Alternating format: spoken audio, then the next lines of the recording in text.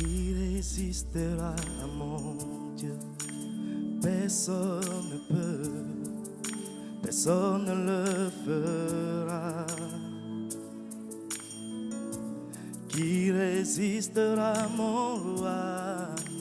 Personne ne peut, personne ne le fera.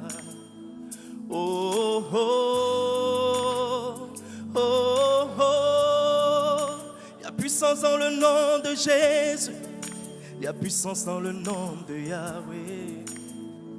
Oh, oh, oh, oh, oh, oh. Il y a puissance dans le nom de Jésus. Il y a puissance dans le nom de Yahweh. Qui résistera? Qui résistera à mon Dieu? Personne ne peut, personne ne le fera. Qui résistera à mon roi? Personne ne peut, personne ne le fera. Qui résistera? Qui résistera à mon Dieu? Personne, Personne ne peut, personne ne le peut. personne ne le fera. Qui résistera? Qui résistera à mon roi? Personne, Personne ne peut, personne ne le fera. personne ne le fera. Oh, oh, oh. Il y a la puissance. Puissance dans le nom de Jésus, puissance dans le nom de Yahweh. Oh, oh, oh, oh.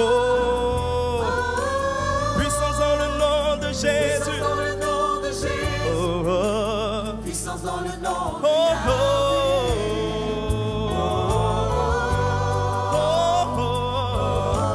puissance dans le nom de Jésus. Puissance dans le nom de Jésus, Oh, puissance dans le nom de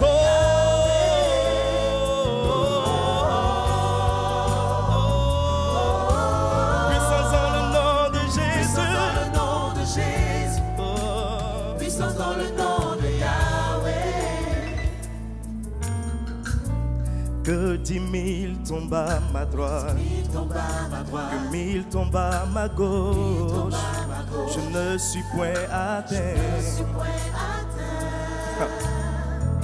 Et même quand mes ennemis se déchaînent, je ne crains aucun mal, car tu es avec moi. Oh, oh, oh, oh, oh. Il y a puissance dans le nom de Jésus. Il y a puissance dans le nom de Yahweh.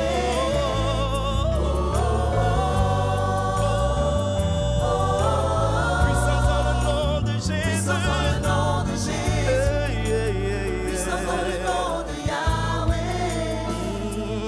Je mets ma confiance en toi, car tu es tout mon espoir. Seigneur, je me lie, Seigneur, je me lis, tel que je suis. je veux te servir, Je veux te servir toute ma vie. toujours je vaincrai. Toujours je vaincrai, Alléluia, toujours je c'est gagnerai. ma victoire, Père. J'ai trouvé ma victoire en toi. Seigneur, je me lis, Seigneur, je me lie, tel que je suis, tel que je suis. je veux te servir. Je veux te servir toute ma vie. Toujours je vaincrai. Toujours je Avec toi je gagnerai. je gagne. J'ai trouvé ma victoire en toi. J'ai ma victoire, Père. Puissance dans le nom de Jésus. Puissance dans le nom de Jésus. Puissance dans le nom de Jésus. Puissance dans le nom de Jésus.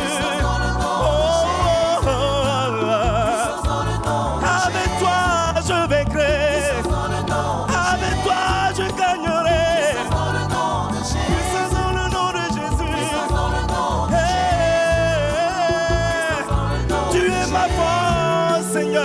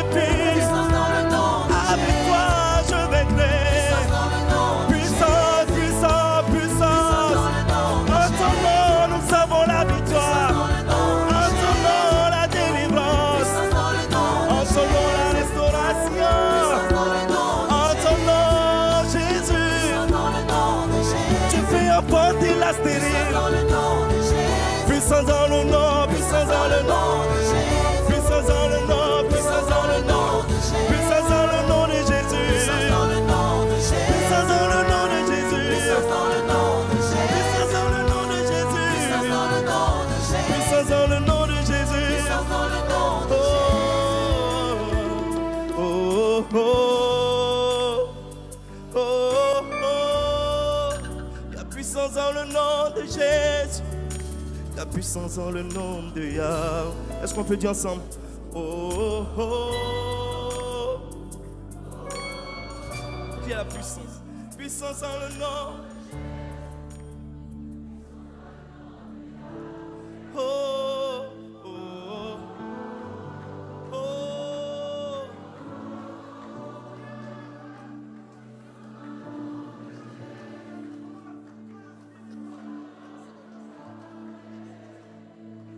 Alléluia. Il y a la puissance en ton nom, Seigneur. Il y a la puissance en ton nom, Seigneur. Nous prions que tu nous révèles de cette puissance, Saint-Esprit. Révèle-nous de cette puissance, Saint-Esprit. Révèle-nous de ton onction, Saint-Esprit. Alléluia. Nothing like your presence. Rien ne vaut ta présence. Non, non, rien ne vaut ta présence. Rien. Nous acclamons comme ça.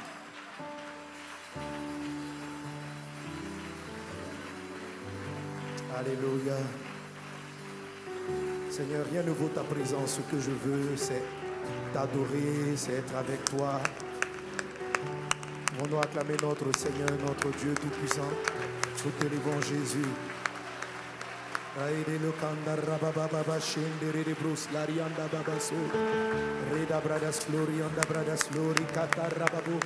Reçois nos acclamations, Jésus. Reçois nos acclamations, Jésus.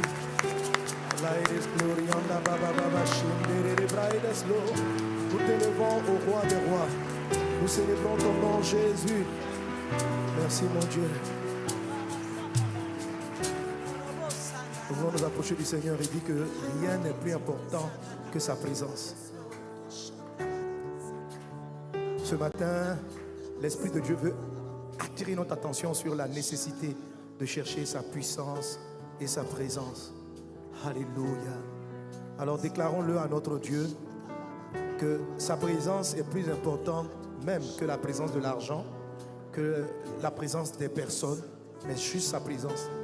Avec Dieu, il y a tout. Quand Dieu est là, il y a tout. Il y a tout. Oh Jésus.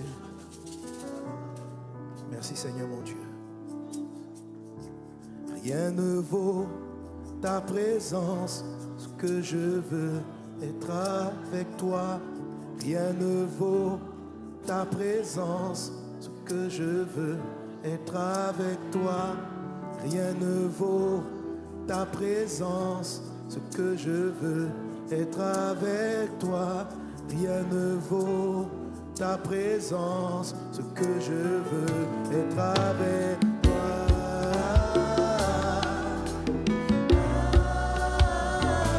Avec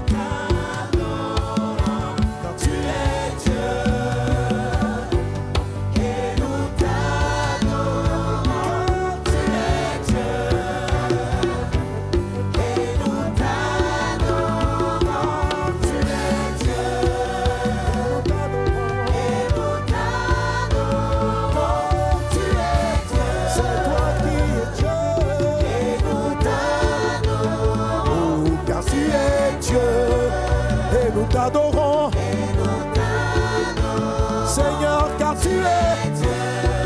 Et nous t'élevons, et nous t'élevons, car tu es Dieu. Et nous t'élevons, et nous t'élevons, car tu es Dieu. Et nous t'adorons. Oh, car tu es Dieu. Et nous t'élevons, et nous t'élevons, car tu es Dieu. C'est toi qui es Dieu. C'est toi qui es Dieu, nul n'est comme toi, car tu es Dieu. Et nous t'élevons, tu es Dieu, c'est toi notre Dieu, c'est toi notre Seigneur, c'est toi qui règnes, car tu es, c'est toi qui es Dieu. Sois élevé, sois élevé, sois élevé, tu es, c'est toi qui es Dieu.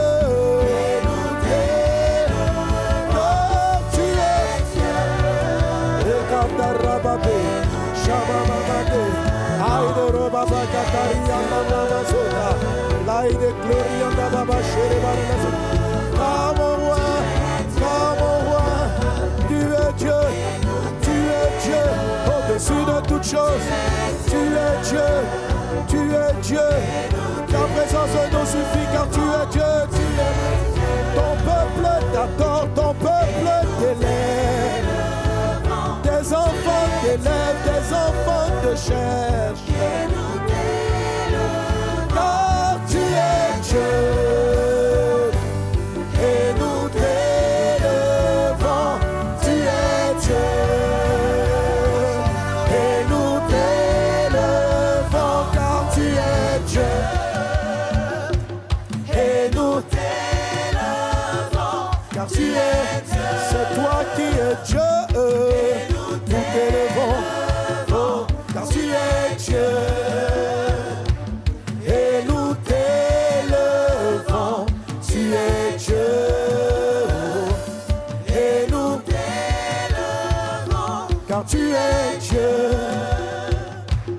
Et nous t'élevons. Reçois les honneurs, reçois la gloire, reçois la puissance, reçois la louange. Oh, tu es.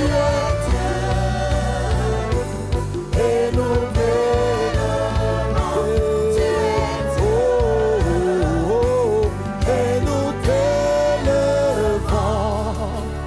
Alléluia. Reda baba shendere de brodos glorianda baba se. Laide glorianda bradas lo. Reda baba shendere de bradas glorianda bradas se tere de bro. Le katani andama lo baba yemade. Arama mama she. O cambra yanamros. Like de de bro. Loro bradas glorianda bra. Reta raba braidas gloria da baba shere baralaso.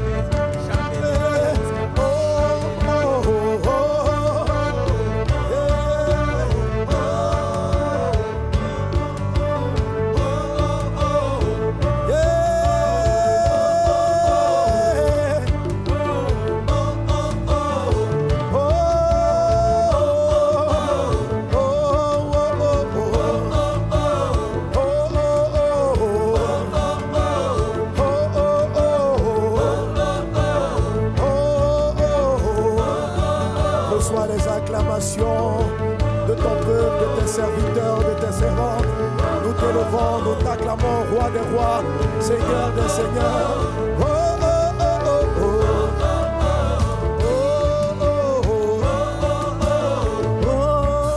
oh. Alléluia. Brenda soro barala clarianda baba chetiri de Bruce. Alléluia. Gloire à Jésus. Merci Seigneur pour ta présence. Merci parce que tu nous conduis dans ta parole. Au nom de Jésus, prends le contrôle de toutes choses. Saint-Esprit, sois avec moi. Ce dont j'ai besoin, c'est ta présence. Car c'est ta présence qui enseigne. C'est toi qui nous enseigne. Sers-toi de moi et enseigne-nous. Ce dont nous avons besoin, rien ne vaut cette présence. C'est toi. Car c'est toi qui disposes nos cœurs afin que nous puissions recevoir ta parole. Transporte ta parole et change les vies. Transporte ta parole et amène au salut ceux qui ne sont pas sauvés. Transporte ta parole et éclaire notre intelligence. Transporte ta parole et brise les assauts de l'ennemi. Transporte ta parole par ta sainte présence. Esprit de Dieu, prends le contrôle. Amen. Quelqu'un acclame Jésus. Alléluia. Gloire à Dieu. Amen. On va rendre grâce au Seigneur pour sacerdoce royal.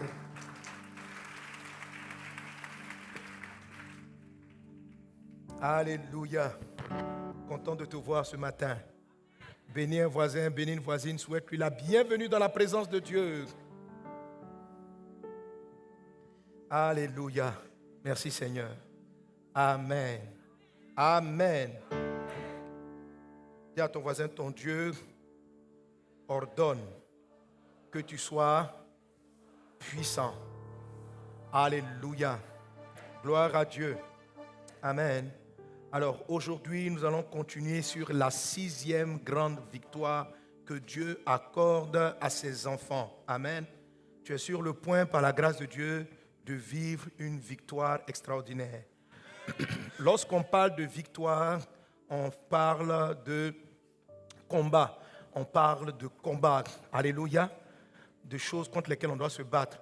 Lorsque la Bible finit, dans le livre d'Apocalypse, il est parlé de « à celui qui vaincra, à celui qui vaincra ». La vie est un combat. Nous devons nous battre contre certains défis, certains problèmes qui surviennent, contre le péché, nous devons nous battre, contre les démons, nous devons nous battre. Dans la société, pour avancer, pour progresser, nous devons nous battre. Alléluia. Alléluia. Amen. Un enfant, pour arriver au monde, doit se battre. La mère doit se battre pour qu'il naisse. Il faut se battre pour amener la nourriture à la maison. Il faut se battre pour prospérer. Alléluia. Et ces combats-là et ces batailles peuvent être allégés, facilités, parce qu'il y a la puissance de Dieu qui te vient en aide. Et tu es sur le point de recevoir plus de puissance de la part du Seigneur. Amen. Alors, il y a un combat dans la vie chrétienne. Il y a une bataille, la 6e dans notre catégorie de 10 épreuves. Lorsque cette bataille-là se met en place dans ta vie, lorsque cette adversité vient dans ta vie, tu dois être conscient, comme je te l'ai expliqué les autres jours, que Dieu veut te donner une victoire qu'on appelle le revêtement de puissance. Il veut t'équiper. Amen. Lorsque certains signaux sont manifestes dans ta vie, lorsque tu vois certaines situations, tu dois savoir que tu as besoin de cette puissance. Est-ce qu'on est ensemble? Ah, parenthèse, je m'excuse, on s'excuse pour les écrans, mais ça va, vous me voyez. Amen. Et je crois que dans les autres salles aussi, ils ont leurs écrans normalement et en ligne aussi. Amen. Gloire à Dieu. Donc, aie vraiment ta Bible. Hein. On va travailler dans la parole de Dieu. Gloire à Jésus. Gloire à Dieu. Dis avec moi la puissance. Amen. Et la puissance intervient dans tout. Pour tout, il faut de la puissance. Pour marcher, il me faut de la puissance qui me vient des muscles. Mais les muscles eux-mêmes sont alimentés par ma nourriture. Si je ne mange pas, si je ne me nourris pas, je n'aurai même pas la puissance de me lever de mon lit et de marcher. Donc, il faut la puissance pour tout. C'est souvent lorsqu'on est malade ou lorsqu'on est très fatigué qu'on se rend compte que même les gestes les plus simples nécessitent de l'énergie. Alléluia. Et ça, c'est de la puissance musculaire. Mais dans tous les domaines, il y a de la puissance. Et je vous l'ai dit, même en amour, il y a de la puissance.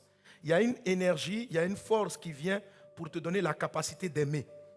Il y a une force qui vient, qui te donne la capacité de pardonner. Pardonner, ça nécessite de l'énergie.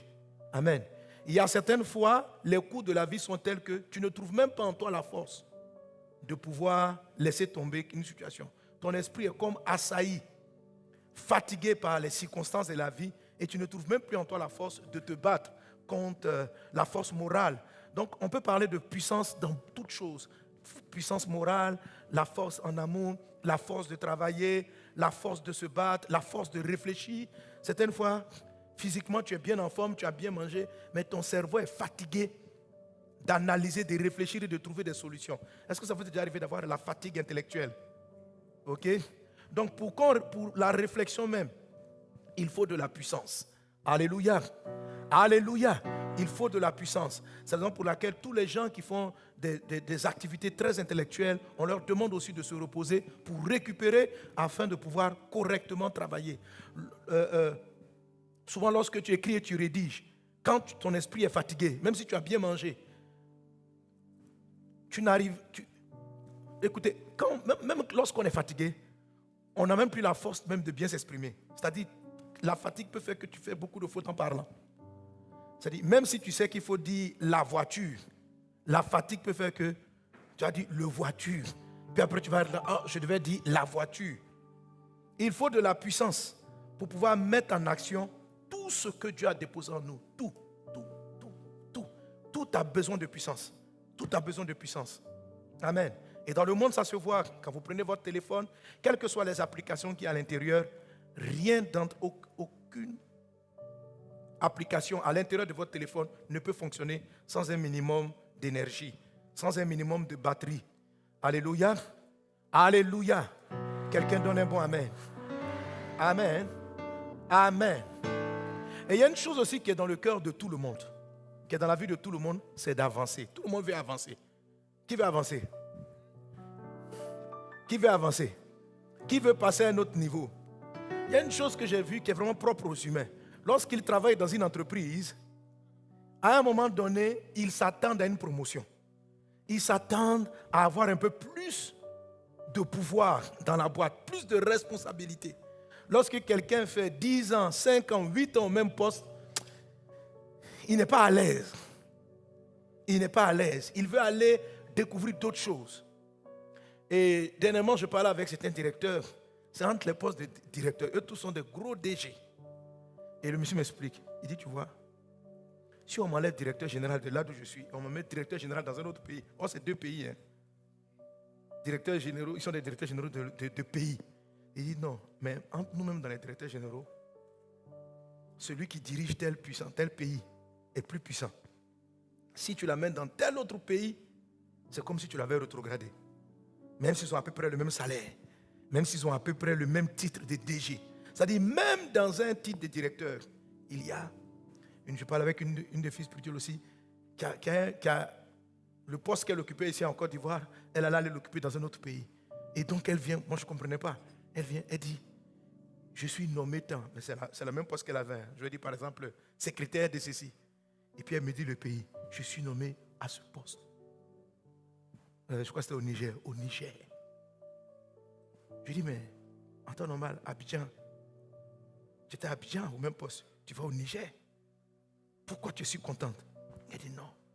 Le budget alloué au Niger, le Niger dans notre organisme international, c'est très fort. Quand on t'affecte au Niger, ce sont les meilleurs qu'on amène au Niger.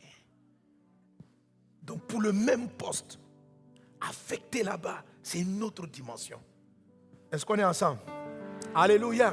Alors j'ai vu que tous les hommes aspirent à la promotion, à avoir mieux demain que ce qu'ils ont aujourd'hui. Et ça c'est légitime. Les animaux ne cherchent pas ce genre de choses-là. Les animaux ne cherchent pas à progresser. Les animaux ne cherchent pas à vivre forcément mieux. Ils essaient de s'adapter à leurs circonstances présentes. Ils ont un instinct de conservation, ne pas mourir. Mais chercher à avancer, ce n'est pas en eux. Est-ce que tu comprends? Un chien ne va pas faire une grève pour dire qu'il veut une promotion salariale. Ou bien il veut un meilleur lit. Ou bien il veut mieux dormir dans la maison. Si tu l'as mis dehors, il va se contenter de dormir dehors. Si tu l'as habitué à dormir dans ta chambre, il va se contenter de dormir dans ta chambre. Là où tu l'as placé et tu l'as éduqué, il va se contenter. Mais l'homme a une soif d'aller vers quelque chose d'autre. Et ça, ce n'est pas le diable, ça vient de Dieu. Est-ce qu'on est ensemble? Ça vient de Dieu. Parce que tu n'es pas un animal. Tu es un être créé à l'image de Dieu. C'est normal. Il y a ceux qui pensent que c'est de l'ambition, c'est de l'orgueil. Ce n'est pas de l'orgueil, ce n'est pas de l'ambition. Il y a un sentiment en nous, en chaque homme, de progresser. De progresser. Alléluia. Seulement, il faut savoir le canaliser. Il faut savoir. Alléluia. Amen. Pour progresser dans ta vie, il te faut aussi de la puissance. Et plus tu seras en haut, plus tu seras encore puissant. En fait, ce qu'on recherche, quand on dit progresser là, c'est juste plus de pouvoir. Vous savez ça? Amen. Si tu étais chef de service, tu veux passer directeur. Parce qu'en tant que directeur, tu as plus de pouvoir. Si tu étais chef de service, et puis on veut te mettre sous-chef de service, tu bouges, tu changes de poste, il y a un changement. Mais ce n'est pas un changement qui va te plaire. Parce que c'est un changement où on te fait perdre de la puissance. Est-ce qu'on est ensemble? Si tu es colonel, on te fait descendre pour devenir capitaine. Ça ne peut pas marcher. Est-ce que tu comprends? Donc, on cherche du pouvoir, mais pas du pouvoir. On veut changer de position. Tout le monde peut changer de position, mais pas en descendant, en progressant, en ayant mieux. Tu veux avoir plus que ce que tu avais hier. Tu vas avoir plus de puissance. Et c'est valable à tous les niveaux. Comme je t'ai dit que le pouvoir intervient dans tous les niveaux. Dans un mariage, on souhaite que l'amour du mariage progresse. Un couple où l'amour ne progresse pas, où tu aimes moins ton conjoint aujourd'hui que tu l'aimais hier, va poser un problème. C'est contre ta nature, c'est contre la nature. Une situation familiale, professionnelle où tu es statique, depuis un moment, vous n'avancez pas, c'est contre-productif. Ton esprit, parce que tu n'as pas été créé comme ça. Tu as été créé pour avancer. Est-ce qu'on est ensemble? Pour faire mieux. Fais mieux au nom de Jésus. Progresse au nom de Jésus. Progresse au nom de Jésus. Alléluia. Alléluia. Malheureusement, il y a des côtés négatifs. Il y a le côté des ambitions personnelles qui peuvent s'immiscer là-dedans. Ça, c'est négatif. Mais en Dieu, il y a un progrès qui est sain. Il y a un progrès qui est sain. Dieu dit, quand il allume une lampe, il la met sur le boisseau. Ça veut dire qu'il te positionne de manière plus haute afin que ta lumière brille davantage. Si Dieu veut te faire briller davantage, il t'élève encore davantage. C'est normal que tu cherches à aller au sommet. C'est normal. Ne tue pas en toi la soif du progrès. Est-ce qu'on est ensemble? Est-ce qu'on est ensemble?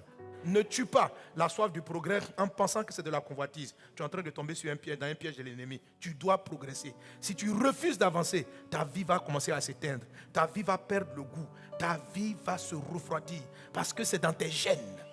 Et Dieu t'a créé comme ça.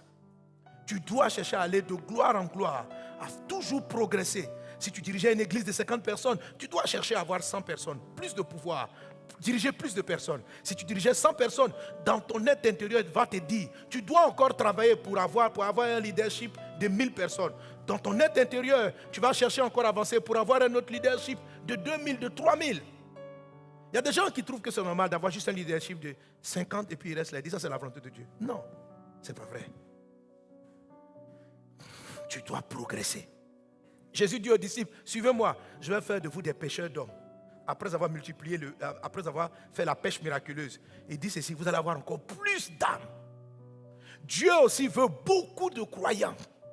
Chaque fois que tu amènes à Dieu 50 croyants, il te dit si on allait un peu plus loin, la prochaine fois on fait 200, la prochaine fois on fait 1000, ainsi 10 000. Dieu veut beaucoup. Et il t'a créé à son image. Toi aussi tu veux beaucoup. Alléluia. Tu veux plus de pouvoir, c'est la raison pour laquelle tu cherches plus d'argent. Ou bien, si tu as un salaire de 300 000 francs, est-ce que tu vas vouloir t'en contenter? Tu vas vouloir que ça monte. Pourquoi tu veux plus d'argent? Parce que plus d'argent te donne plus de pouvoir, plus de capacité. Est-ce qu'on est ensemble?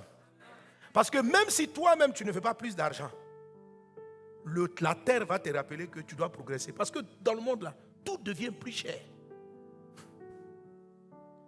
Donc qu'une personne qui gagne 400 000 francs après 5 ans, c'est appauvri. Tu as gardé le même salaire, mais dans la pratique, tu es devenu pauvre.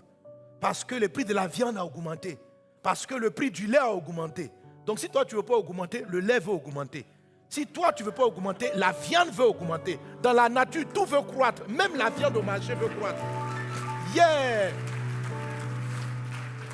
La viande coûtait combien le kilo? Combien le kilo? 2000. Comment? 1700. Ça, c'était avant, non? Aujourd'hui, on a combien? Aujourd'hui, on a combien? 2000. Voilà, même le prix de la viande ne veut pas rester statique. Tu comprends?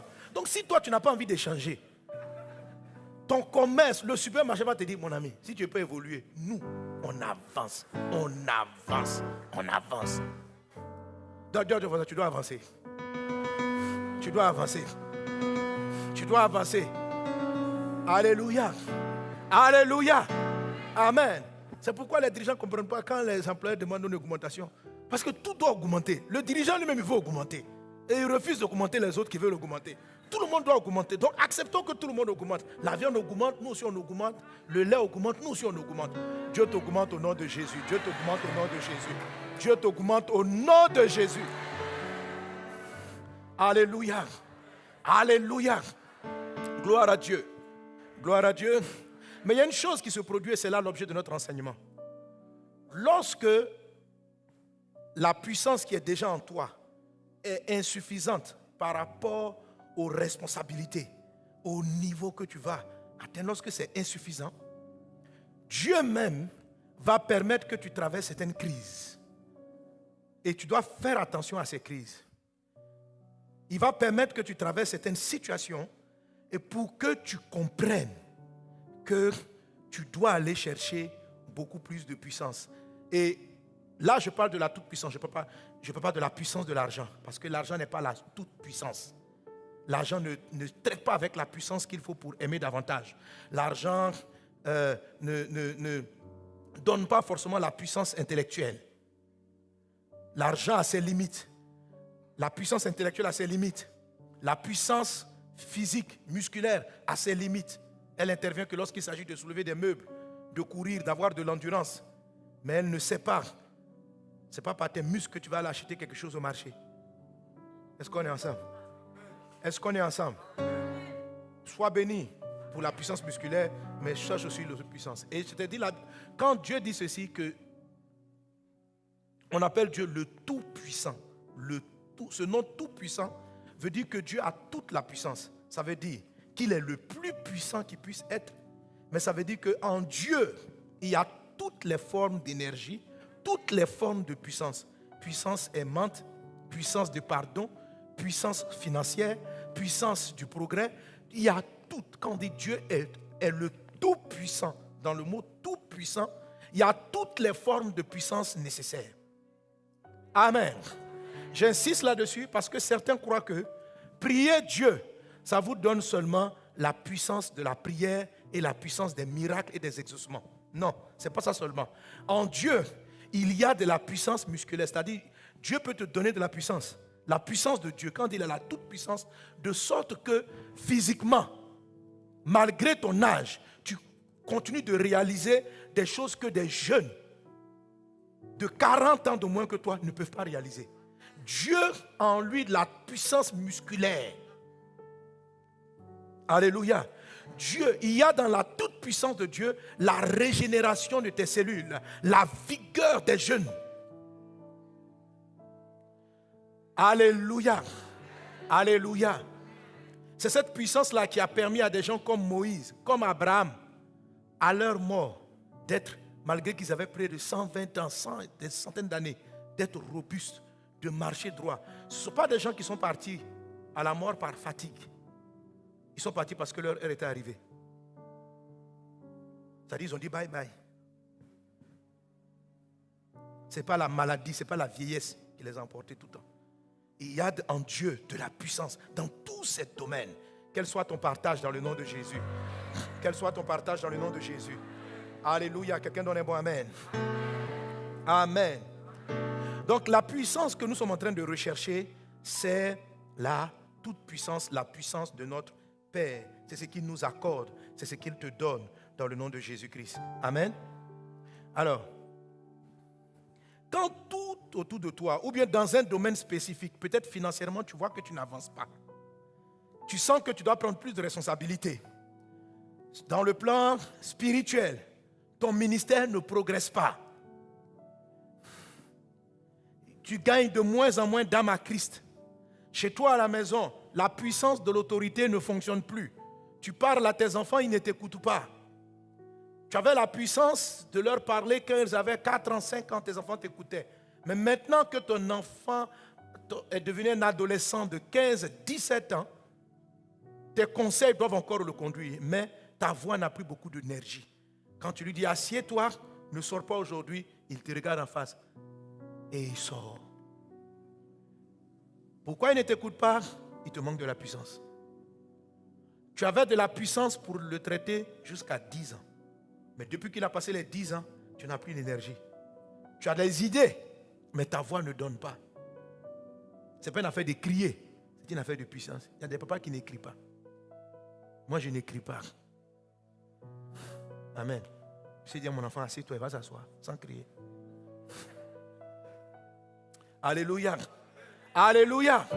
La puissance vocale, ça fatigue tes cordes vocales, c'est tout. Ça, c'est quand tu manques de puissance que tu cries beaucoup. Quand la puissance est là, tu n'as pas besoin de crier. Voilà. Quand tu chasses un démon et puis tu cries trop, c'est que tu as un problème. Pourquoi tu dois crier autant? Pourquoi te gosier? Quand la puissance est là, sors. L'énergie qui arrive dans le corps, là, ça se peut. Tout le monde dit, je m'en fais, je m'en fais. Pas besoin de crier. Alléluia. Alléluia. Gloire à Dieu. Gloire à Dieu. Tu es sur le point d'avoir une grande puissance, la puissance de Dieu. Amen. Je le dis parce que c'est très important. Parce que quand vous arrivez dans ce qu'on appelle l'épreuve du surplace, ce que Dieu va vous donner, ce n'est pas de la puissance financière seulement. Ce n'est pas de la puissance d'amour seulement. Ce n'est pas de la puissance intellectuelle seulement. Ce n'est pas une simple promotion seulement. Ça s'appelle une toute puissance. C'est-à-dire, c'est un package qui englobe un ensemble de grâce et d'énergie. Alléluia. Alléluia. Il faut bien comprendre cela pour comprendre la troisième clé lorsqu'on est dans le désert du surplace. Amen. Amen. Alléluia. Parce que lorsque tu es confronté à cela, le dragon rouge qui est ton ennemi dans ce niveau, les séductions de Satan risquent de t'amener à aller chercher les puissances dont tu penses être le problème. Je ne sais pas si tu comprends. C'est-à-dire, au lieu de continuer de chercher, au lieu de chercher la toute-puissance de Dieu, Satan va t'amener à aller rechercher la puissance financière. C'est une dispersion. Ton désert du surplace où ta vie n'avance pas, où tes projets sont bloqués, peut se manifester dans quelques domaines. Par exemple, ça peut être familialement, tu sens que ta voix ne porte plus. Professionnellement, tu sens que tu as moins de... Ça ne bouge pas beaucoup. Les choses n'avancent pas. Financièrement, ça n'avance pas. Donc, le désert, l'épreuve du surplace, parce que la victoire numéro 6 intervient par rapport à l'épreuve du surplace. L'épreuve du surplace va se révéler à toi. Au début, ce n'est pas dans tous les domaines. Ça va toucher juste ton côté professionnel. Si tu ne prêtes pas attention et que tu ne vas pas chercher la toute-puissance et que tu te disperses pour chercher une promotion professionnelle, elle va après arriver dans ton foyer. Le même problème de surplace.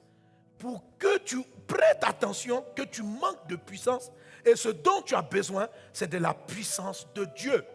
De la puissance de Dieu, c'est-à-dire une puissance toute catégorie. Reçois la puissance de Dieu au nom de Jésus. Reçois la puissance de Dieu au nom de Jésus. Alléluia. Alléluia. Ce matin, je veux parler avec toi de triompher de la dispersion. Amen. Par la prière focalisée. Alléluia. On va apprendre à triompher de la dispersion. Tu ne dois pas te disperser. Triompher de la dispersion par la prière focalisée. C'est la prière focalisée, c'est la prière concentrée qui te permet de recevoir cette puissance dont je parle tantôt. Amen. Amen. Tu as besoin de puissance. Ton Dieu ordonne que tu sois puissant. Pas puissant financièrement, mais la toute-puissance. Amen. Quand je dis la toute-puissance, ce n'est pas dire que tu es devenu le tout-puissant. C'est une manière d'expliquer que tu as une puissance qui détient plusieurs choses là-dedans. Amen. Si tu as besoin d'argent, la puissance, la toute-puissance t'amène l'argent. Si tu as besoin de gens, il faut de l'énergie pour convaincre des personnes de travailler avec toi. Tu peux avoir l'argent, mais avoir de mauvais collaborateurs. Et tu vas faire du surplace. Non pas parce qu'on ne t'a pas financé, non pas parce que la banque n'a pas mis à ta disposition les ressources, mais tu peux faire du surplace parce que les gens avec qui tu travailles ne comprennent rien à la vision. Tu n'as pas la puissance pour les convaincre, pour leur expliquer ton fardeau et ta vision. Tu n'as pas les mots. Quand tu veux leur expliquer, écoutez, voilà ce que je veux. Ils sont là, oui boss, mais ils entendent autre chose. Ils te manquent de la puissance. Ils ont la bonne volonté, mais ils ne t'entendent pas ce que tu dis. Tu diriges un groupe. Voilà ce que l'homme de Dieu a dit. Chantons comme ça, allons par ici. mais c'est comme si tu n'avais rien dit. Ils entendent autre chose parce qu'ils manquent de la puissance. Reçois la puissance. Reçois la puissance. Reçois la puissance. Au nom de Jésus. Alléluia. Dans un téléphone, il y a des applications qui consomment plus de courant, plus d'énergie que d'autres. Amen. Mais si tu arrives à charger entièrement ta batterie, tout va fonctionner. Est-ce qu'on est ensemble? Que la toute-puissance soit ton partage au nom de Jésus. Amen. Amen. Ah non, je dis c'est plutôt la deuxième attitude. Alors, je dis que lorsqu'on est confronté au désert du surplace, on avait cédé cela. Dimanche dernier, j'ai parlé de ne cède pas à la familiarité. Continue d'honorer ce qui doit être honoré. Donc, quand tu es confronté à un désert du surplace, il ne faut pas céder à la. C'était le premier point. Pourquoi? Dans l'histoire sur laquelle nous nous appuyons pour expliquer ce dont je parle, c'est-à-dire l'histoire d'Israël, nous sommes en Exode chapitre 32, précisément au verset 6. Israël, la Bible dit que Israël s'est levé pour se divertir. Lorsqu'on lit le texte, on a l'impression qu'il n'y a pas de mal. 1 Corinthiens chapitre 10, verset 7 va dire en fait que c'est cet acte-là qui a entraîné dans leur vie l'idolâtrie. Ils se sont levés pour se divertir. Et quand je vais dans le mot, dans le sens grec, l'origine grecque ou l'origine hébraïque, car c'est un texte qui est cité dans le Nouveau Testament, donc c'est en grec, et dans l'Ancien Testament, donc c'est en hébreu. Les deux mots qu'on a traduits par dispersion, qu'on a traduits par se divertir, par divertissement, traduisent toutes ces choses-là. Ça traduit d'abord le fait de jouer avec les choses. C'est-à-dire qu'Israël a commencé à plaisanter avec ce qu'on ne devait pas plaisanter. Ils ont commencé à banaliser les choses. Lorsque tu es confronté à un désert du surplace, ton être intérieur va commencer à banaliser les choses que tu as l'habitude de voir. Si tu as un désert du surplace familial, tu peux commencer à banaliser ton mari, banaliser ta femme, banaliser tes enfants, banaliser ton patron. Ça, c'est le piège. Si tu tombes dans la banalisation des choses, tu ne vas pas recevoir la toute-puissance. Amen. Tu dois, lorsque tu sens que tu n'avances pas, familialement, professionnellement, spirituellement, ministériellement, tu dois faire attention de ne pas banaliser les choses. C'est ce qu'on appelle la familiarité. La familiarité, il faut faire attention. Si tu banalises les personnes, les gens, bien sûr, Dieu en premier, tu n'es pas prêt pour recevoir la toute-puissance. Et ta vie va stagner. Les choses vont augmenter autour de toi et ta vie sera en retard. Ton église ne croîtra pas. La vie va s'arrêter.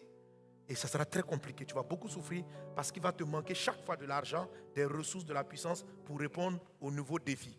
Est-ce qu'on est ensemble? Alléluia. Et la deuxième chose, c'est que dans le mot divertissement, il y a aussi la notion de dispersion.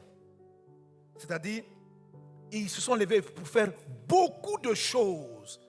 C'est ce que j'appelle se disperser.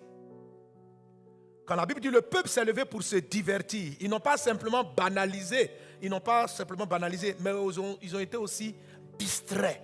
Ils étaient en train de courir par-ci, courir par-là, faire telle chose, faire une autre chose.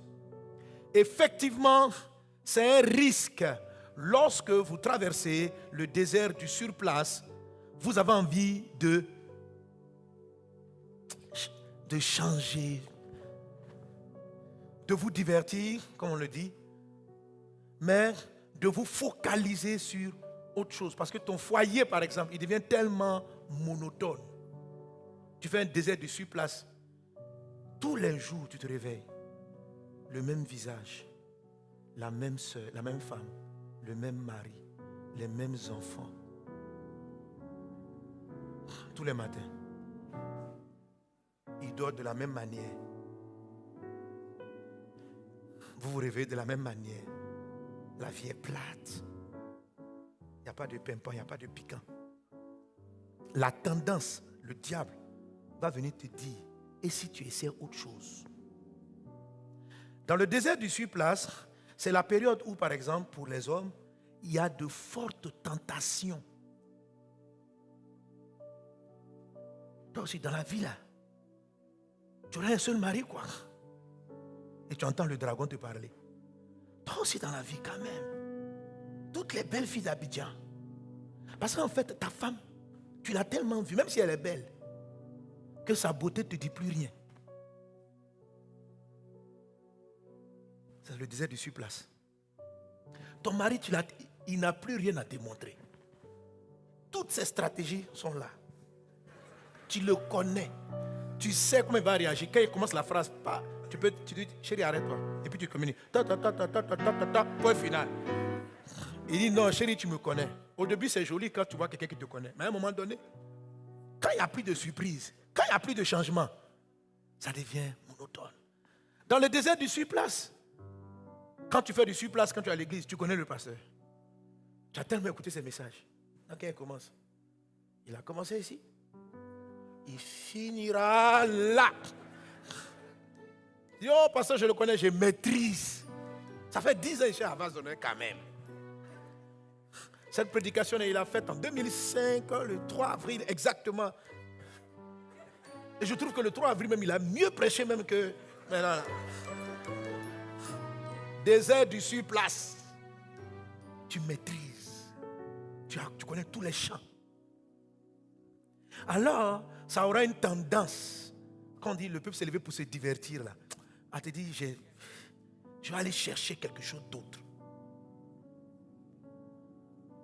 Pour ceux qui aspirent au monde spirituel, je vais aller chercher d'autres messages,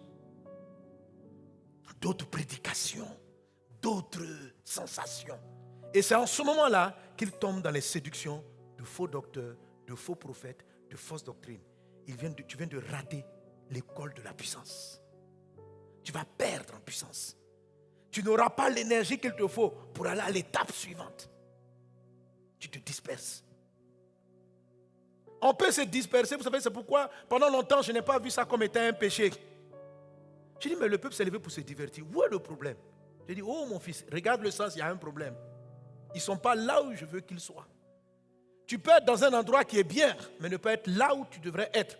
Tout simplement parce que l'endroit où tu dois être ne t'apporte plus rien. C'est ce qu'on appelle le surplace, ça ne t'apporte plus rien. Tu as déjà tout vu. Est-ce qu'on est ensemble? Est-ce qu'on est ensemble? Alléluia. La période du surplace est une période de grande tentation, où on est fragile. Et c'est la raison pour laquelle la Bible dit le peuple s'est levé pour se divertir. 1 Corinthiens chapitre 10. Et ils ont fini par devenir idolâtres. Parce qu'ils ont fini par adopter des démons, par rentrer dans des choses. C'est là que les gens prennent des habitudes. Tellement, tu as tout écouté les messages sur Internet. Tu veux cliquer pour aller ouvrir un site, parce qu'on t'envoie une publicité.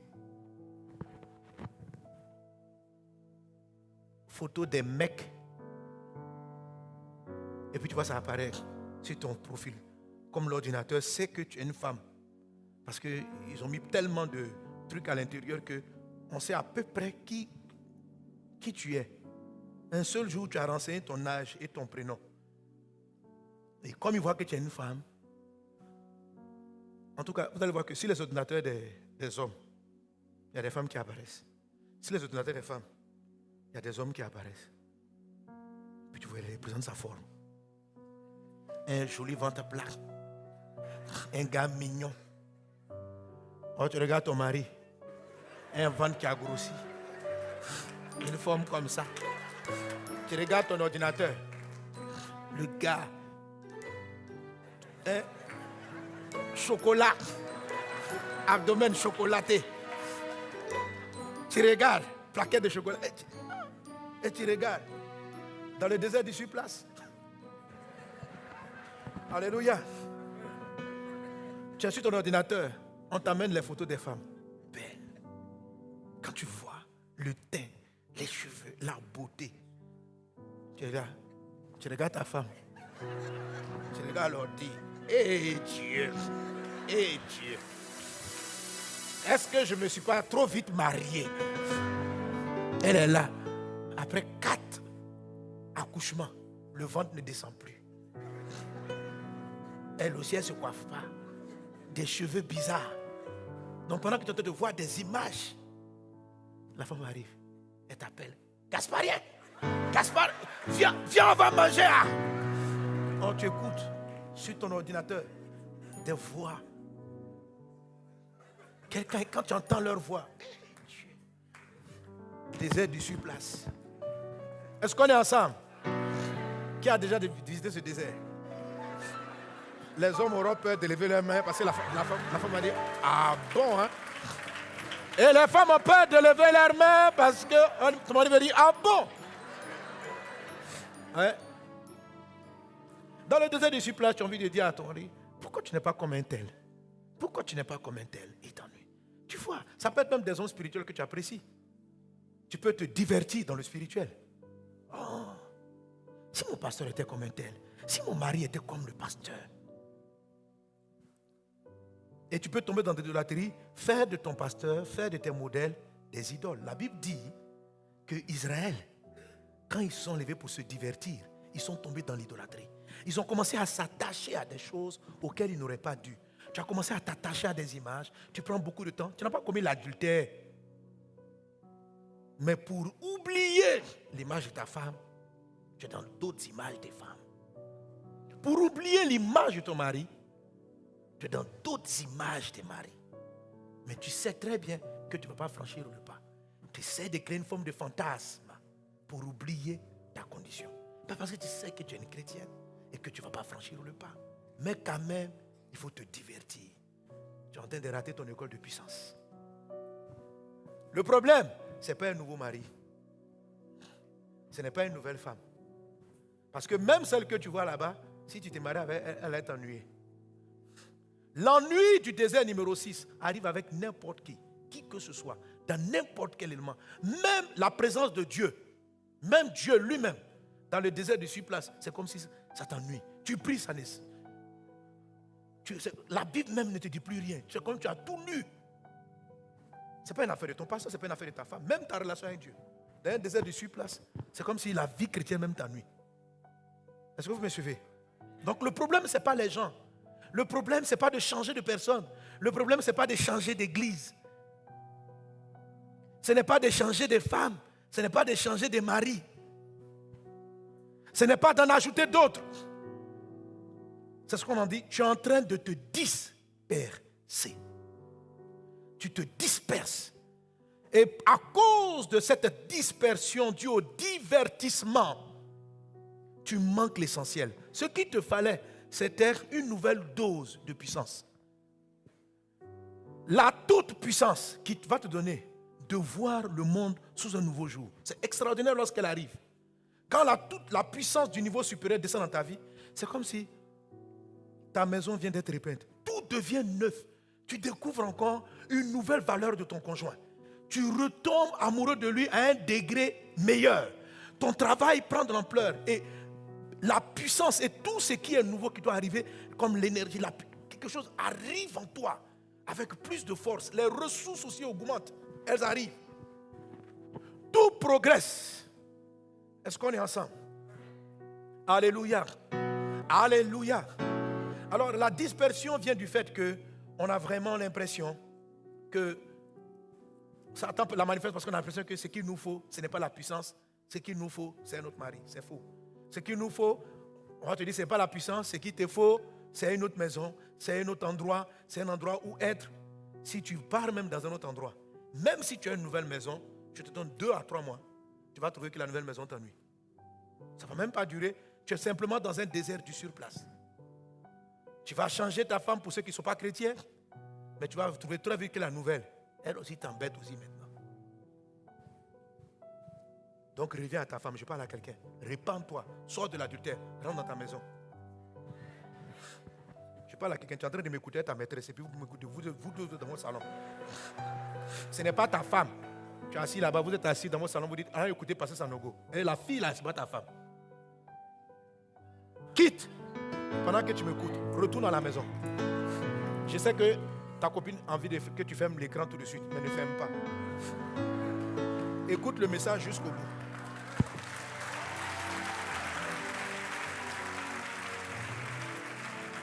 Alléluia! Quelqu'un donne un bon amen.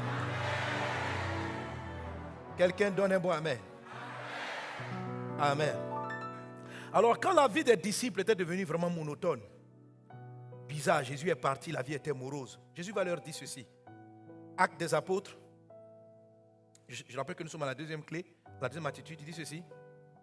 Comme il se trouvait avec eux, il leur recommanda.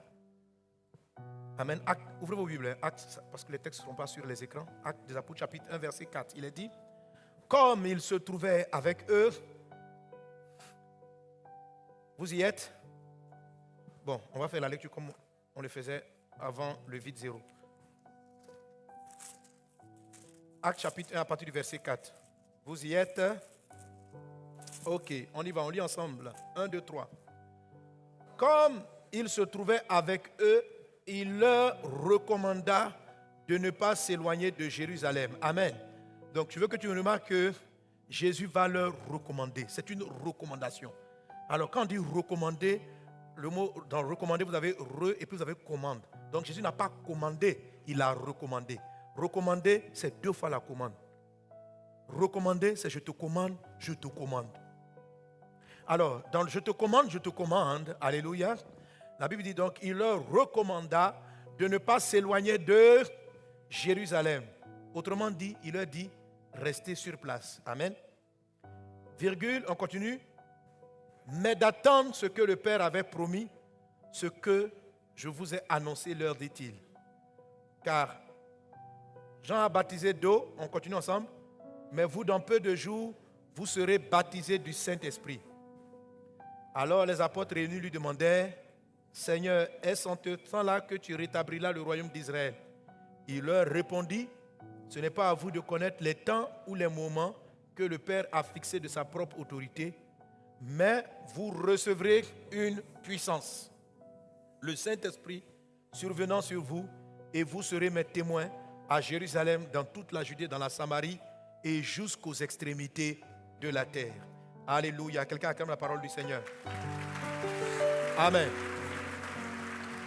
Jésus dit, alléluia, à ses disciples, Jésus leur dit, au verset 8, mais vous recevrez une puissance, virgule le Saint-Esprit, mais vous recevrez une puissance. Donc pour recevoir la puissance, les disciples avaient reçu la recommandation de ne pas bouger, de rester sur place, parce qu'ils étaient à Jérusalem. Il dit, attendez. C'est-à-dire, ne cherchez pas à voyager, ne cherchez pas à quitter la ville, ne cherchez pas à aller ailleurs, ne vous dispersez pas, restez sur place et attendez la puissance que le Père vous envoie. Ce n'est pas le moment de changer de travail, de changer de mari, de changer de ton église. Non, attends. Il y a une puissance qui est sur le point de t'arriver. Ce que tu ressens, ce sont les symptômes d'un désert du surplace. Ce que tu vis, la monotonie que tu ressens, le fait de ne plus être enthousiaste dans l'environnement dans lequel tu te trouvais, ce sont les conséquences du désert du surplace. Tu dois attendre. Ne te disperse pas, ne va pas ailleurs. Ça ne va pas arranger la situation. Tu ne vas faire que décaler le problème. Tu vas l'envoyer ailleurs et tu vas aller te créer encore un autre surplace dans la nouvelle étape que tu veux te donner. Tu vas aller te créer encore un autre surplace et tu vas te mettre un retard et ta vie peut faire 10 ans, 20 ans sans progrès parce que tu étais convaincu que ton problème, c'était l'environnement dans lequel tu te trouvais, c'était ton travail, c'était ton mariage, c'était pas ça le problème. Le problème, c'est qu'il te manquait de la puissance. Il te manquait de la puissance pour aller au niveau supérieur. Il te manquait de la puissance. Reçois la puissance au nom de Jésus. Ne te disperse pas. Reste dans ton Jérusalem. C'est quoi ton Jérusalem? C'est la maison de Père. Là où Dieu t'a parlé. La première porte que Dieu t'a ouverte. Les grâces que Dieu t'a faites. C'est quoi Jérusalem? Souviens-toi de là où il t'a visité. Souviens-toi de là où il a commencé à te parler. Alléluia. Si tu es là dans ton église et que c'est là que Dieu te parlait, Dieu te guérit. L'église était pour toi une source de bénédiction pendant un moment donné, mais depuis un certain temps, tu as l'impression de ne pas comprendre. Tu as l'impression de ne pas savoir où il s'en va. Tu as l'impression, si tu analyses attentivement, tu vas te rendre compte que ce n'est pas seulement à l'église. La monotonie commence à prendre beaucoup d'aspects de ta vie. S'il te plaît, ne pars pas ailleurs. Reste dans ton Jérusalem. Là où Dieu t'avait parlé hier, il va continuer. Ce n'est pas l'endroit où tu dis non, Dieu ne me parle plus ici, je m'en vais ailleurs. Ne bouge pas.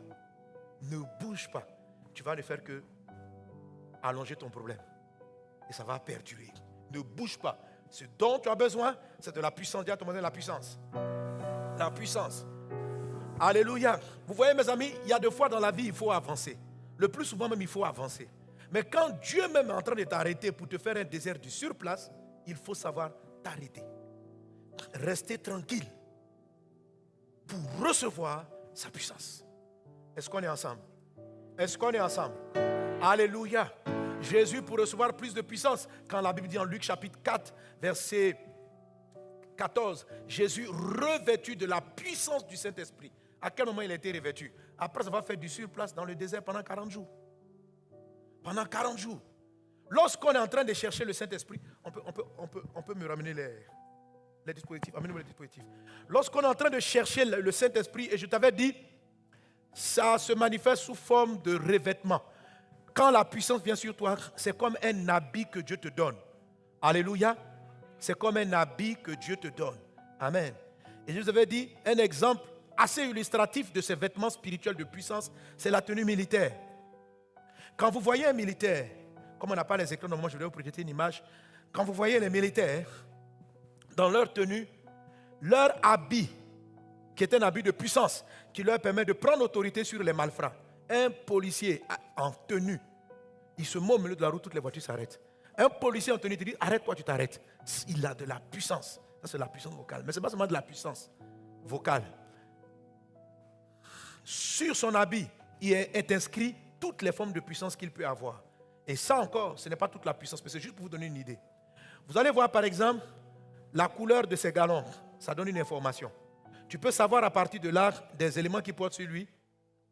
L'image que j'allais présenter, c'est quelqu'un qui a mis un chapeau tout noir. On m'a dit que quand tu vois ce chapeau-là, la couleur, c'est qu'il est du génie. C'est-à-dire, non seulement il est militaire, mais il est puissant dans tout ce qui est ingénierie. Je ne sais pas si vous comprenez. Il a de l'énergie là-bas. Et puis, sur le galon qui a des couleurs, il y a des barres posées d'une certaine manière qui indiquent que dans le domaine dans lequel il travaille, voici le nombre de personnes qu'il peut avoir sous lui. Il est puissant dans une certaine autorité. Tu peux avoir aussi des médailles qui vont traduire son expérience. Alors, quand Dieu te donne la puissance, il te donne un habit qui transporte toute la puissance dont tu as besoin. C'est-à-dire, c'est juste un habit. Avec cet habit-là, quand tu vois l'habit d'un militaire, tu sais quel type d'arme il peut prendre. Tu sais quel type de troupe il peut conduire. Il y a un militaire.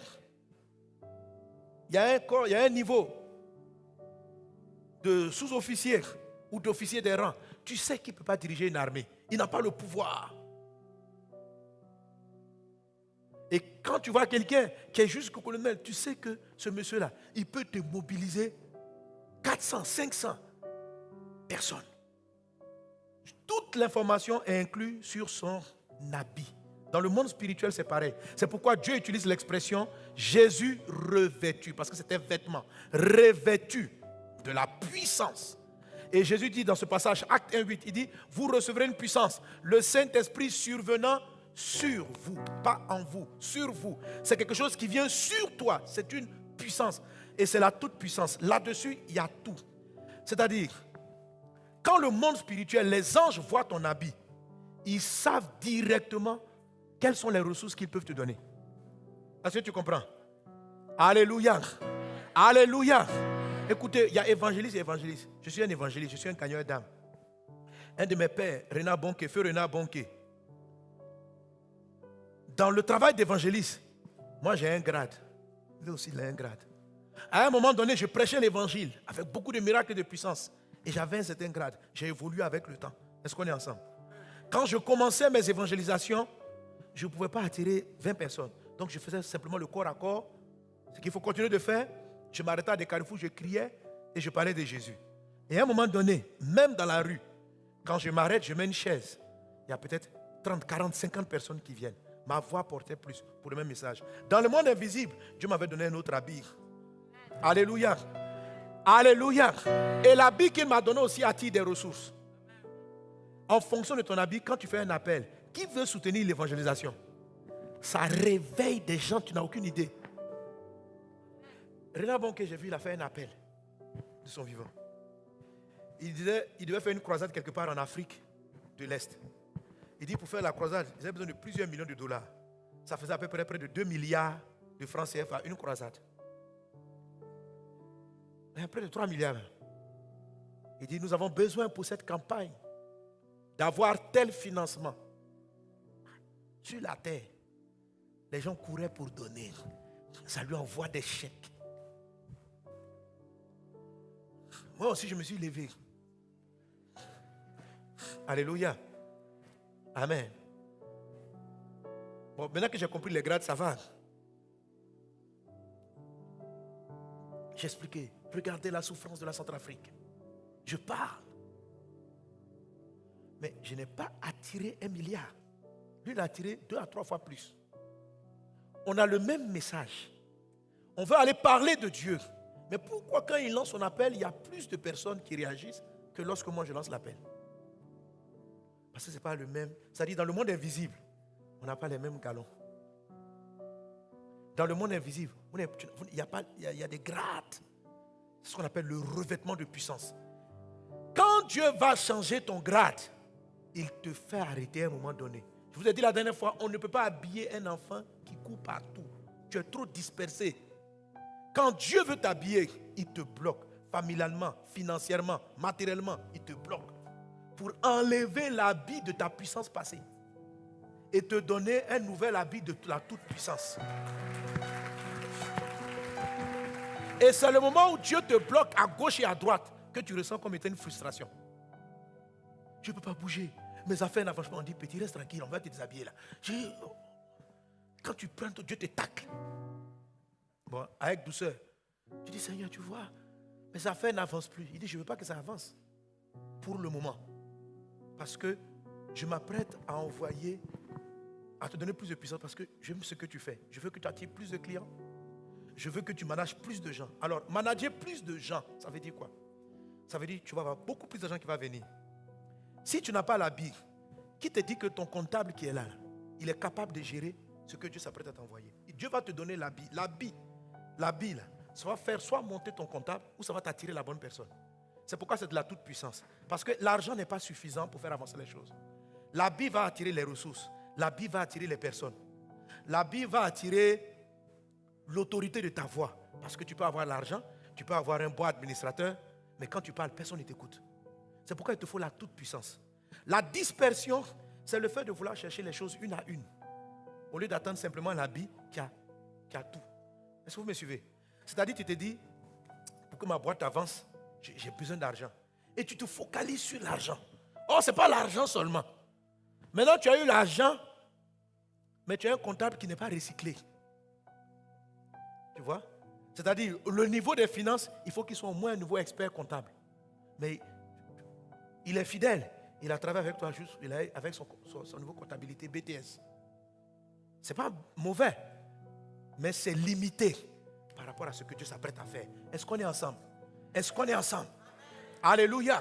Alors Dieu te donne un habit de toute puissance. Nouvelle responsabilité financière, matérielle va prendre un peu plus de temps. Si tu n'as pas l'habit de la toute puissance, tu vas manquer de puissance pour ton foyer. Tu seras tellement occupé en train d'aller gérer tes affaires que ta femme ne te verra plus, tes enfants ne te verront plus. Tu peux perdre l'autorité familiale. Donc Dieu ne peut pas te bénir d'un côté et puis créer un désastre dans ta famille. Tu comprends?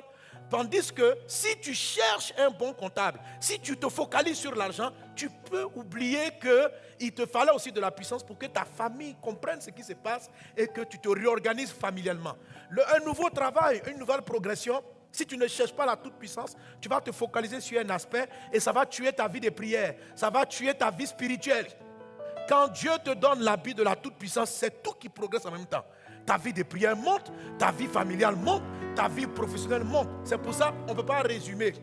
Mais Satan va te disperser en te disant, si tu n'avances pas, c'est parce que tu n'as pas d'argent. Tu comprends? Toi, tu vas aller te disperser, courir après l'argent, chercher des partenaires. Mais si tu n'as pas l'habit, le dévoreur est encore placé là. Tu n'as pas l'habit pour le chasser. Quand l'argent va venir, l'argent va partir. Quand l'argent va venir, l'argent sera mal géré. Dieu te résume tout ça en un bloc. Jésus, revêtu de la puissance. Alléluia. Est-ce que vous me suivez? C'est la raison pour laquelle, parlant aux disciples, Jésus dit, restez à Jérusalem. Vous recevrez une puissance, pas plusieurs puissances. Une seule, c'est suffisante. Vous recevrez une quoi? Le Saint-Esprit survenant sur vous. Et vous serez mes témoins à Jérusalem, dans la Judée, dans la Samarie, jusqu'aux extrémités de la terre. Vous recevrez une puissance. Il n'a pas dit vous recevrez puissance de l'argent.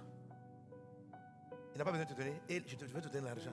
Mais en même temps, quand vous allez partir au bout de la terre, là, vous allez laisser vos enfants. Donc, je vais vous donner une maison de retraite. Je vais te donner un champ. Non. Non, Dieu résume ça en un seul bloc. Ce qu'on appelle la toute-puissance. Le Saint-Esprit. La puissance. Pas des puissances. La. Le Saint-Esprit, c'est un package. Il vient avec tout. Boum. Tu as tous les galons en même temps sur toi. Ressources financières, paix familiale, tout par rapport au niveau dans lequel tu entres. Reçois ces vêtements-là dans le nom de Jésus. Reçois ton revêtement dans le nom de Jésus. Reçois ton revêtement dans le nom de Jésus. Reçois ton revêtement dans le nom de Jésus. Alléluia. Alors, et la clé finit ainsi. Donc tu reçois, je dis quoi, la deuxième attitude pour transformer ton désert du surplace. Amen. En oasis de puissance. Je dis triomphe de la dispersion par la prière focalisée. La prière focalisée. Alors, quand tu ne te disperses pas, tu ne vas plus ailleurs, tu comprends que c'est une nécessité. Amen. Je suis en train de te dire que Satan t'agite à faire beaucoup de choses. Et c'est parce que depuis des années, tu es agité que ta vie n'avance pas. Tu dois t'arrêter. Ça ne va pas durer. Mais c'est parce qu'on n'arrive même pas à t'arrêter que ça fait 10 ans que tu es là-dedans. Dieu te poursuit seulement. Dis à ton voisin, arrête de te laisser poursuivre. Amen. Alléluia. Alors, si tu ne dois pas faire toutes ces choses-là, que dois-tu faire? Tu dois prier, chercher la face de Dieu. C'est-à-dire, tu continues ton travail, tu t'occupes de ta femme. En fait, tu fais tout ce qui est dans ton environnement de surplace. Tu valorises les choses, tu ne les banalises pas. Tu restes à ta place et tu commences à prier pour demander la puissance, le Saint-Esprit. Le Saint-Esprit. C'est-à-dire, tu marches, quand tu te lèves, tu vas au travail. Tu n'es pas en train de te plaindre. Hé, mon mari, tu vas au travail. Saint-Esprit, remplis-moi. Remplis-moi. Je veux plus de puissance. Mais tu réfléchis. Dans mon foyer, ça ne va plus trop. Mon foyer est dans la monotonie. Je veux plus de puissance. Ton travail est dans la monotonie. Mais tu ne te disperses pas. Tu ne dis pas non, il me manque l'argent. Et puis tu te vas courir après les potentiels financiers. Ce n'est pas eux dont tu as besoin. C'est de la puissance. Dieu utilise les problèmes financiers pour attirer ton attention qu'il veut passer à un autre niveau avec toi. Reçois la puissance au nom de Jésus. Alléluia. Amen. Donc quand Jésus a dit ne quittez pas Jérusalem, ce n'est pas forcément qu'ils étaient tous, ils étaient dans un même lieu, ils priaient dans l'endroit. Mais de temps en temps, quelqu'un sortait, allait régler 2 ou 3 trucs, et puis ils revenaient à l'endroit. Ils n'avaient plus beaucoup d'activités. Ils étaient focalisés. Jésus dit, pour recevoir la puissance là, il ne faut pas être dispersé. Ce n'est pas le moment de penser à je vais introduire une demande, je vais changer, Non, reste calme. Dis à ton voisin, reste calme. C'est juste pour un temps. Et prie. Alléluia. Luc chapitre 3, verset 21. Tout le peuple se faisant baptiser, Jésus fut aussi baptisé. Et pendant qu'il priait, le ciel s'ouvrit et le Saint-Esprit descendit sur lui. Donc, qu'est-ce qu'on attend? C'est le Saint-Esprit. Alléluia. Voilà cette image que je vous ai montrée. Amen. Oh là là. Où est le petit verre?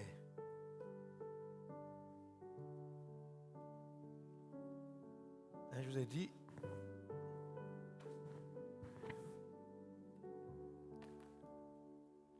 Alléluia. Bon, c'est pas que je fais avec ça. Amen. Amen. Voici la puissance, le Saint-Esprit. Tout ce que tu dois faire, remplis-moi. Remplis-moi. Quand tu es dispersé, quand Dieu t'envoie la puissance, je vais chercher l'argent. Je vais. Dieu dit, reste tranquille. Si tu exagères, il te tacle. Il dit, ma fille, tu n'es pas prête. Tu dois rester stable. Et puis fais une prière. Remplis-moi. Dis avec moi, remplis-moi. Remplis-moi. Voilà, tu vois, on ne peut pas te remplir quand tu es en mouvement. On ne peut pas te remplir quand tu n'es pas dans la prière. Tout ton cœur est focalisé sur ton travail. Je n'ai pas dit de ne pas travailler. Mais quand tu mets toute ton énergie là-dessus, c'est pas... Non, tu auras peut-être la puissance pour ton travail. Mais moi, je te parle de la toute-puissance. Parce que c'est ta vie qui est en train d'être bloquée. Ce n'est pas simplement ton travail. C'est beaucoup d'autres choses. Alors tu cherches la toute-puissance. Dis avec moi, remplis-moi. Remplis-moi. remplis-moi, remplis-moi, remplis-moi. Et il te remplit. Et quand il te remplit, c'est le débordement de l'eau qui vient recouvrir la paroi extérieure qu'on appelle le revêtement de puissance. Quand le Saint-Esprit est en toi, il travaille comme le consolateur. Il guérit ton cœur. Il travaille dans ton être intérieur. On verra une autre phase dimanche prochain. Amen. Et quand il remplit, c'est le débordement de l'eau à l'extérieur qu'on appelle le revêtement. Quand le Saint-Esprit vient sur toi, tu sens de la puissance. Et cette puissance-là, c'est un habit invisible qui va faire fuir les démons qui attaquent ta maison, les esprits de maladie, qui va faire fuir les problèmes passés et qui va attirer vers toi les ressources. Quand les anges vont voir l'habit, ils viendront avec les ressources. Est-ce qu'on est ensemble? Alléluia. Chaque fois que j'ai monté en grade, j'ai vu que mes finances avaient changé. Sans que mon salaire ou mes pédiums changent. Juste quand je priais. Et à un moment donné, quand je priais, j'avais des croisades, on partait faire les croisades à Touba. Pour organiser une croisade, il nous fallait 5 millions de francs CFA. Quelqu'un est venu, j'ai prié. Et c'est là que je suis passé à un autre niveau. J'ai cherché l'onction de Dieu parce que j'avais compris le message. Que quand tu es en déficit, ce n'est pas après l'argent qu'il faut courir. C'est de la dispersion, c'est de la distraction. Cherche sa puissance. Et j'ai commencé, remplis-moi, remplis-moi, remplis-moi, remplis-moi. Et je m'apprêtais à aller à Touba pour la croisade. On m'appelle, ma voiture crève, j'ai loué une voiture. La voiture a crevé en chemin. J'ai dit, mais qu'est-ce qu'il y a? Ma voiture fait du surplace, ça ne peut pas aller. On s'est bloqué vers Atingué. Je suis revenu à Abidjan. Et puis quelqu'un m'appelle. On dit, pouvez-vous passer dans tel bureau? Je dis, oui, qui veut me voir là-bas?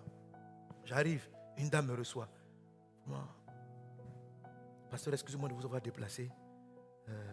J'ai à cœur vraiment de vous donner quelque chose. Pour tout ce que Dieu fait avec vous. Et puis, elle m'a donné une enveloppe. Il y avait 6 millions. C'était la première fois que j'attrapais 6 millions. Tu vois, non?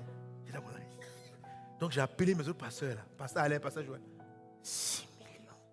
Oh là là. J'ai pris ce parti acheter une voiture d'occasion. Et puis j'ai dit, j'ai compris pourquoi Dieu me bloquait.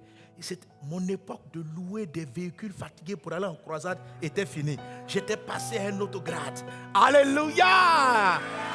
Amen. Et l'habit de puissance avait attiré les ressources nécessaires pour la croisade. Et on a mené cette campagne. Cette onction-là nous a conduit dans la première croisade de Touba. Cette onction, ce revêtement nous a conduit jusqu'à Odiéné. Après, la Côte d'Ivoire est rentrée dans les troubles.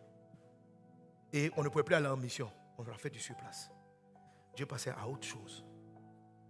Et comme je comprends la clé, j'ai continué de prier. Remplis-moi, remplis-moi, remplis-moi. Pas donne-nous l'argent, pas donne-nous l'argent. C'est de la dispersion. Donne-nous l'argent, c'est de la dispersion. Si tu demandes l'argent et la paix dans ton foyer, tu vas l'avoir comment? Et rester avec tes enfants, tu fais ça comment? Demande la toute puissance. Pourquoi tu demandes l'argent? Quand tu as l'argent et les bons collaborateurs, ils viendront comment? C'est ton argent qui va les amener? C'est trop facile de voir un seul truc, c'est l'argent. Il me manque des hommes. Oui, il te manque des hommes, il te manque l'argent, il te manque la sagesse qu'il faut, il te manque beaucoup de choses.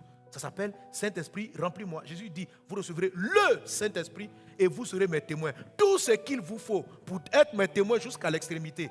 Pour être les témoins jusqu'à l'extrémité, il y avait besoin d'argent, il y avait besoin d'hommes, il y avait besoin de matériel, il y avait besoin de sonos, il y avait besoin d'une équipe, il y avait besoin de tout ça. Mais Jésus dit, pour devenir mes témoins jusqu'au bout du monde, il y a une seule chose, la puissance du Saint-Esprit qui vient sur toi et tu seras mon témoin. Juste ça.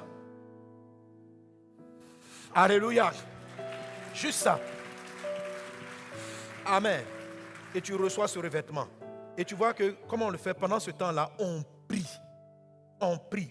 Luc 9, verset 29, il est dit, pendant qu'il priait, parlant de Jésus, l'aspect de son visage changea et son vêtement devient d'une éclatante blancheur. Luc 9, 29. Ça parle de la transfiguration de Jésus. Jésus a eu un revêtement en Luc 4, 14. En Luc 9, 29, là où il est monté sur la montagne et il a vu Moïse et Élie, Dieu a changé son habit. C'est là qu'il a pris le revêtement, premier revêtement, pour affronter la croix. Il a pris un habit de puissance, il est monté en grade, il est monté en puissance. Et quand vous lisez les Écritures de Jésus, vous voyez que Jésus décrit les montées en puissance. Il dit à un moment donné, parce qu'il avait guéri un malade, il dit, comme le Père a la vie en lui, il a donné aussi le pouvoir au Fils de donner la vie aux gens. Que bientôt vous verrez des miracles plus grands que cela. Parce que quand Jésus donnait cette phrase, il n'avait pas encore ressuscité les morts. Et à un moment donné, la vie a changé. Et il a commencé maintenant à traiter les morts, à ramener les morts. Quand il partait vers Lazare, il était un habit, c'est-à-dire un mort de 3 jours dont le corps est pourri. C'était un autre degré de puissance. Si tu as un habit simplement qui sait guérir mal des têtes, frère, ressusciter là, c'est une autre puissance. Amen. Amen. Maintenant, même dans la puissance, il y a des spécialités. Il y a des spécialités, comme dans un habit militaire, il y a des spécialités. Jean-Baptiste, il arrêtait la pluie, il faisait tomber la pluie, il faisait venir, Élie.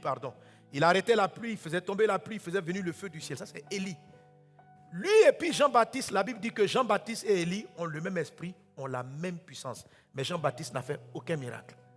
Donc, vous pouvez avoir 2 généraux.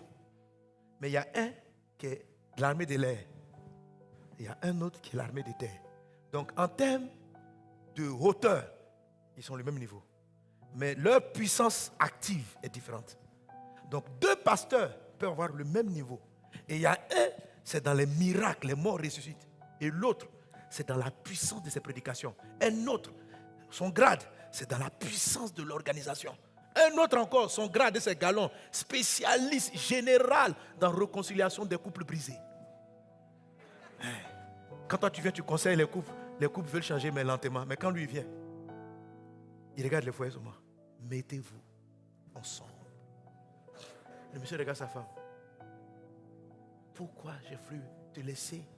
Il n'a rien dit. L'autre la fille se regarde. Pourquoi j'ai voulu te laisser? Je découvre mon mari sous un nouveau jour et ils se remirent ensemble. Oui. Si Dieu t'appelle avec une onction pour la réconciliation des foyers, il y a des grades. Il y a des grades. Il y a des grades dans le miraculeux. Il y a des grades. Dans les affaires, il y a des grades. Si ton appel, c'est servir à l'église, être un homme d'affaires, il y a des grades. Plus ton habit monte, plus tu es puissant. Dans ton domaine.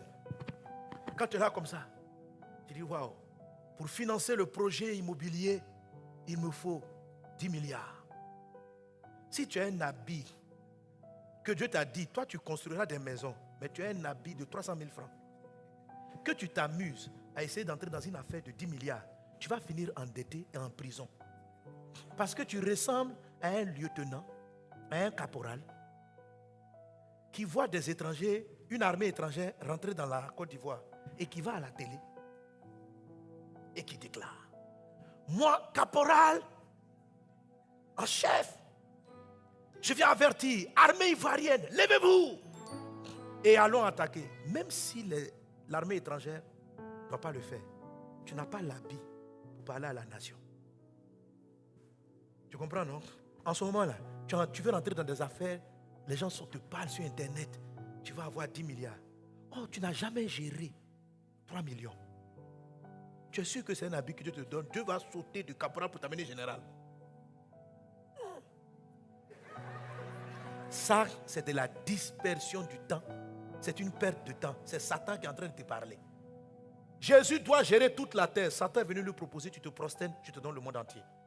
Il dit, le monde entier, ça appartient à mon Père. Au temps où il va le juger, bon, il me le mettra à disposition.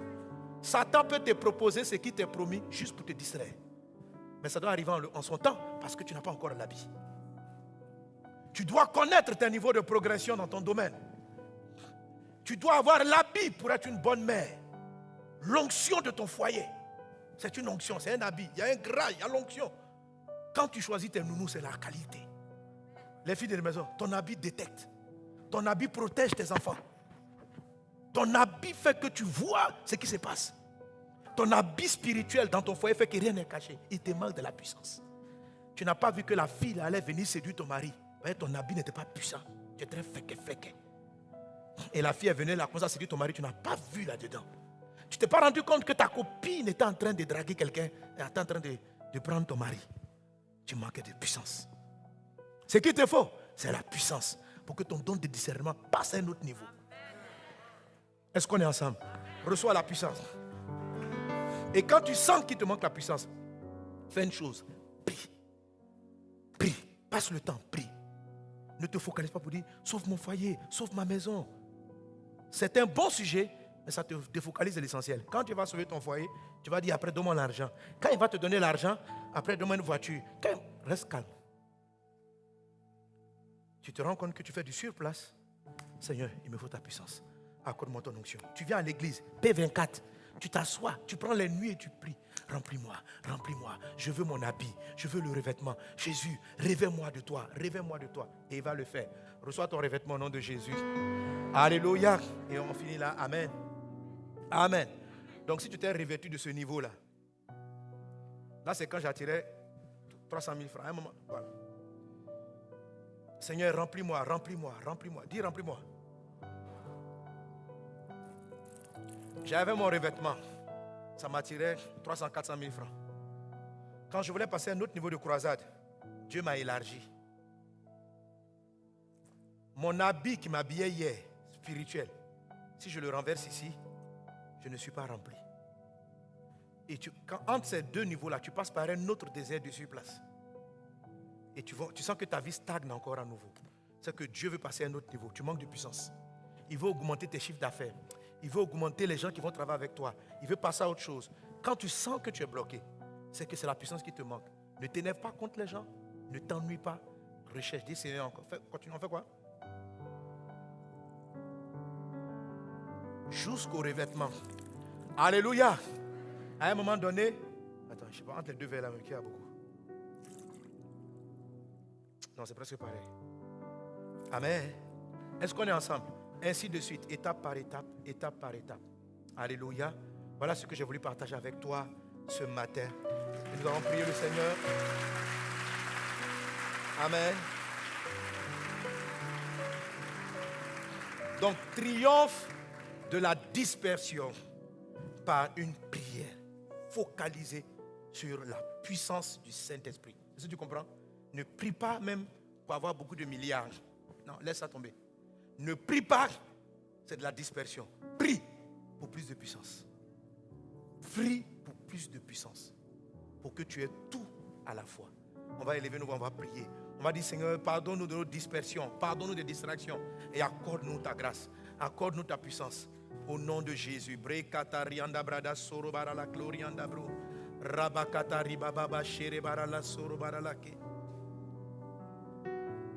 Moi aussi vraiment je sens. À l'instant où je suis par rapport à l'église, par rapport à beaucoup de choses, je suis dans un désert de surplace. Amen. Je le sens. Donc je sens de plus grandes responsabilités qui arrivent. Je sens quelque chose de plus grand que Dieu me confiait. Je le sens. Alléluia. Et ces derniers temps, parce que je l'ai appris il y a longtemps quand même cette leçon, je n'ai pas beaucoup de prières. J'ai la clé numéro 2 et puis la clé numéro 3 dont je vais parler aussi qui fait partie de la prière. Alléluia. Quand tu pries, qu'est-ce que tu dis à Dieu pour recevoir le Saint-Esprit? Il y a deux aspects dans cette prière-là. Il y a remplis-moi et il y a le troisième aspect dont je parlerai dimanche prochain. Amen. Qui était important. Mais nous allons déjà prier pour dire Seigneur, remplis-moi, remplis-moi, remplis-moi. Donne-moi ta puissance. Et garde ça à l'esprit. Cette semaine, prie pour ça. Marche, cherche la grâce et la plus de puissance. Alléluia. Pour pouvoir passer à un autre niveau. Pour recevoir l'habit du nouveau niveau.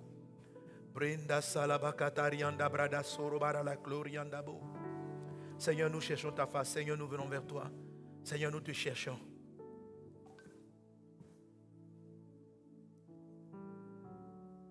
Mon Dieu, mon Dieu. Mon Dieu. Braide loriata brada sere barala clarianda baba sere barala gloria dabro. Raides glorianda brada senta rababo.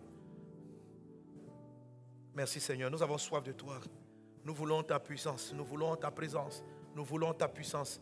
Seigneur Dieu, je prie pour mes frères et mes sœurs. Je prie pour toute cette église. Je prie pour tous ceux qui sont là présents et ceux qui sont connectés. Je prie afin que tu nous remplisses de plus de puissance. Je prie afin que tu nous accordes plus de grâce, plus de puissance. Nous voulons plus d'onction. Nous voulons plus de puissance pour faire ta volonté. Nous voulons plus de puissance pour obéir à ta voix. Nous voulons plus de puissance pour entrer dans la dimension que tu nous accordes.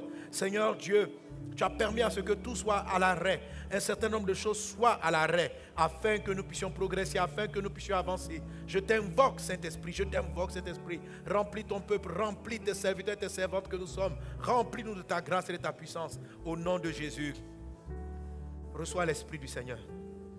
Sois rempli. Sois rempli, femme de Dieu. Sois rempli, femme de Dieu.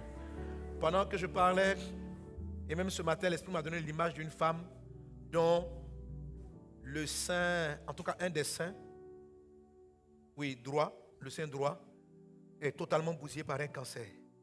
Et ce matin, il m'a donné ton image et il m'a dit de croire dans ta guérison maintenant. La puissance de Dieu arrive en toi. À l'instant où je parle, il y a un renversement de situation. Le sein qui était en train de se détériorer est en train d'être reconstruit maintenant. Dieu envoie la vie dans ton sein et il est en train de se rétablir. Il va se rétablir et tous les germes du cancer seront totalement enlevés. Je déclare de la part du Seigneur, au nom de Jésus de Nazareth, cancer dans le sein droit, qui est même passé même à une phase métastasée. Mais dans le nom de Jésus de Nazareth, je te révoque du corps de cette dame. Jésus dit qu'elle est guérie, que son sein détruit va même repousser, va reprendre la vie. Dieu recrée ce qui a été bousillé. Il en est ainsi dans le puissant et précieux nom de Jésus. À l'instant où je parle, ta guérison s'installe. Au nom de Jésus, quelqu'un donne un bon Amen.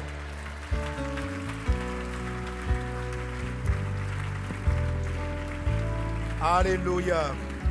Merci Seigneur. Amen. Amen. Alors, qu'est-ce que tu vas faire ces jours-ci? Comment tu vas prier?